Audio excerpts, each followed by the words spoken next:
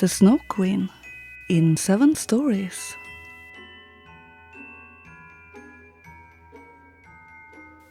First story, which treats of the mirror and fragments.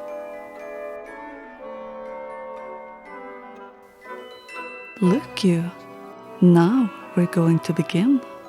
When we are at the end of the story, we shall know more than we do now, for he was a bad goblin. He was one of the very worst, for he was a demon. One day he was in very good spirits, for he had made a mirror which had this peculiarity, that everything good and beautiful that was reflected in it shrank together into almost nothing, but that whatever was worthless and looked ugly became prominent and looked worse than ever. The most lovely landscapes seen in this mirror looked like boiled spinach, and the best people became hideous, or stood on their heads and had no bodies. Their faces were so distorted as to be unrecognizable, and a single freckle was shown spread out over nose and mouth. That was very amusing, the demon said. When a good pious thought passed through any person's mind, these were again shown in the mirror, so that the demon chuckled at his artistic invention.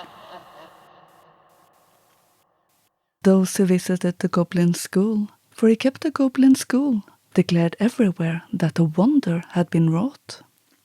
For now, they asserted, one could see, for the first time, how the world and the people in it really looked. Now they wanted to fly up to heaven, to sneer and scoff at the angels themselves. The higher they flew with the mirror, the more it grinned. They could scarcely hold it fast. They flew higher and higher, and then the mirror trembled so terribly amidst its grinning that it fell down out of their hands to the earth, where it was shattered into 100 million and more fragments. And now this mirror occasioned much more unhappiness than before, for some of the fragments were scarcely so large as a barleycorn, and these flew about in the world, and whenever they flew into anyone's eye, they stuck there, and those people saw everything wrongly, or had only eyes for the bad side of a thing, for every little fragment of the mirror had retained the same power which the whole glass possessed.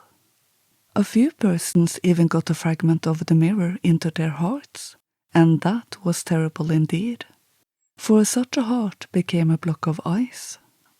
A few fragments of the mirror were so large that they were used as window panes, but it was a bad thing to look at one's friends through these panes.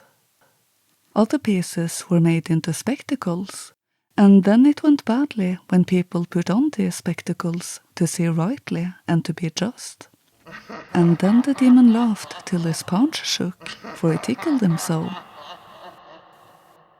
But without, some little fragments of glass still floated about the air. And now we shall hear.